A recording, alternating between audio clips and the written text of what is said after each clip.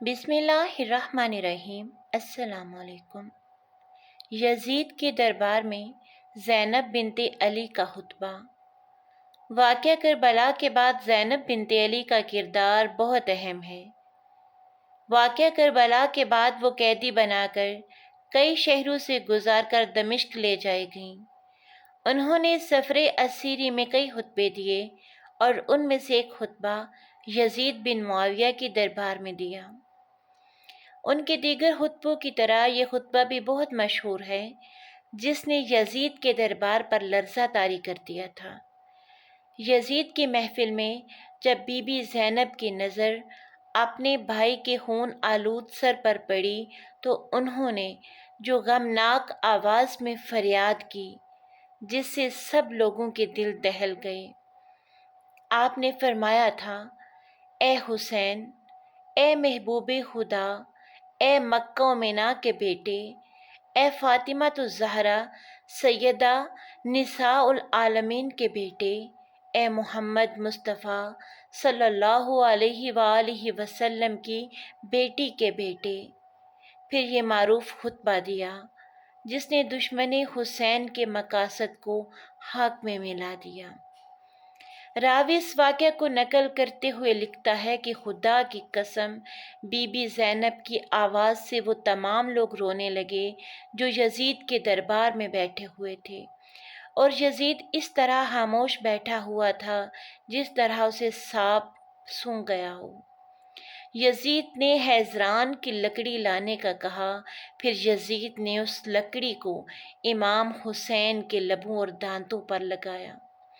ابو برزہ اسلمی، جو صحابی رسول بھی تھے اور وہاں پر موجود تھے، انہوں نے کہا، اے یزید، کیا تو اس چھڑی سے فرزند فاطمہ کے دندان مبارک پر مار رہا ہے؟ میں نے اپنی آنکھوں سے دیکھا ہے کہ پیغمبر اکرم صلی اللہ علیہ وسلم حسین اور حسن کے لبوں اور دندان مبارک کو بوسہ دیتے اور فرماتے تھے کہ تم دونوں جنت کے سردار ہو۔ جو تمہیں قتل کرے خدا اس کو قتل کرے اور اس پر لعنت کرے اور اس کے لیے جہنم کو آمادہ کرے، جو بہت خراب جگہ ہے۔ یزید غصے میں آ کر چیخنے لگا اور حکم دیا کہ اس صحابی رسول کو باہر نکال دو۔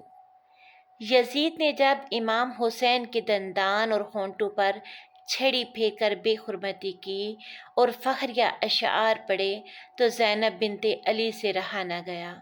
انہوں نے کھڑے ہو کر وسیع خطبہ فرمایا، یزید کی تحقیر اور مذمت کی، اہل بیت کی شان بیان کی اور لشکر یزید کے مظالم بیان کیے۔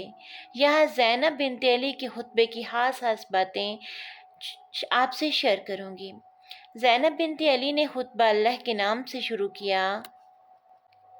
سب تعریفیں اس خدا کے لیے ہیں جو کائنات کا پروردگار ہے، اور خدا کی رحمت نازل ہو پیغمبر اکرم صلی اللہ علیہ وسلم پر اور ان کے پاکیزہ عطرت و اہل بیت پر۔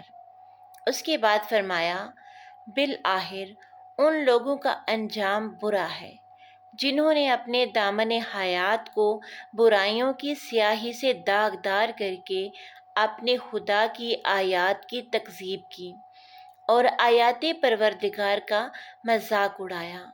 اے یزید، کیا تو سمجھتا ہے کہ تو نے ہم پر زمین کے گوشے اور آسمان کے کنارے تنگ کر دیے ہیں، اور آل رسول کو رسیوں اور زنجیروں میں جکڑ کر در بدر پھرانے سے تو خدا کی بارگاہ میں سرفراز ہوا اور ہم رسوا ہوئے ہیں؟ کیا تیرے خیال میں ہم مظلوم ہو کر ذلیل ہو گئے اور تو ظالم بن کر سر بلند ہوا ہے؟ کیا تو سمجھتا ہے کہ ہم پر ظلم کر کے خدا کی بارگاہ میں تجھے شان و مقام حاصل ہو گیا ہے؟ آج تو اپنی ظاہری فتح کی خوشی میں سرمست ہے، مسرت و شادمانی سے سرشار ہو کر اپنے غالب آنے پر اترا رہا ہے، اور خلافت کے ہمارے مسلمہ حقوق کو غصب کر کے خوشی اور سرور کا جشن منانے میں مشغول ہے۔ اپنی غلط سوچ پر مغرور نہ ہو اور ہوش کی سانس لے۔ کیا تو نے خدا کا یہ فرمان بھلا دیا ہے کہ حق کا انکار کرنے والے یہ نہ سمجھیں کہ ہم جو انہیں مہلت دیتے ہیں یہ ان کے حق میں بھلائی ہے؟ ہم انہیں مہلت اس لیے دیتے ہیں کہ وہ گناہ میں زیادتی کرے اور ان کے لیے ہاوار کرنے والا عذاب ہے۔ اے تلقا کے بیٹے، کیا یہ تیرا انصاف ہے کہ تو نے اپنی مستورات اور لونڈیوں کو چادر اور چار دیواری کا تحفظ فراہم کر کے پردے میں بٹھا رکھا ہے، جبکہ رسول زادیوں کو برہنہ سا در بدر پھرا رہا ہے؟ تو نے محاذرات عصمت کی چادریں لوٹ لیں اور ان کی بے حرمتی کا مرتکب ہوا۔ تیرے حکم پر اشکیاء نے رسول زادیوں کو بے نقاب کر کے شہر بہ شہر پھرایا۔ اے یزید، یاد رکھ کہ خدا آل رسول کا تجھ سے انتقام لے کر ان مظلوموں کا حق انہیں دلائے گا اور انہیں امن و سکون کی نعمت سے مالا مال کر دے گا۔ خدا کا فرمان ہے، اور جو لوگ اللہ کی راہ میں مارے گئے ہیں انہیں مردہ نہ سمجھو، بلکہ وہ زندہ ہیں اور اپنے رب کے ہاں سے رزق پاتے ہیں۔ افسوس تو یہ ہے کہ شیطان کے ہم نوا اور بدنام لوگوں نے رحمان کے سپاہیوں اور پاک باز لوگوں کو تہہ تیغ کر ڈالا ہے، اور ابھی تک اس شیطانی ٹولے کے ہاتھوں سے ہمارے پاک خون کے قطرے ٹپک رہے ہیں۔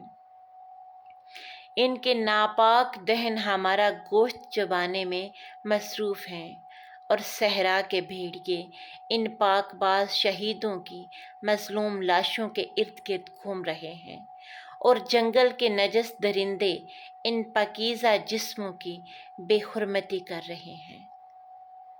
تو جتنا چاہے مکر و فریب کر لے اور بھرپور کوشش کر لے، مگر تجھے معلوم ہونا چاہیے کہ تو نہ تو ہماری یاد لوگوں کے دلوں سے مٹا سکتا ہے اور نہ ہی وحی الہی کے پاکیزہ آثار محو کر سکتا ہے۔ تو یہ حام خیالی اپنے دل سے نکال دے کہ ظاہر سازی کے ذریعے ہماری شان و منزلت کو پا لے گا۔ تو نے جس گناونے جرم کا ارتکاب کیا ہے اس کا بدنما داغ اپنے دامن سے نہیں دھو پائے گا۔ تیرا نظریہ نہایت کمزور اور گھٹیا ہے۔ تیری حکومت میں گنتی کے چند دن باقی ہیں۔ تیرے سب ساتھی تیرا ساتھ چھوڑ جائیں گے۔ تیرے پاس اس دن کی حسرت و پریشانی کے سوا کچھ بھی نہیں بچے گا جب منادی ندا کرے گا کہ ظالم و ستمگر لوگوں کے لیے خدا کی لعنت ہے۔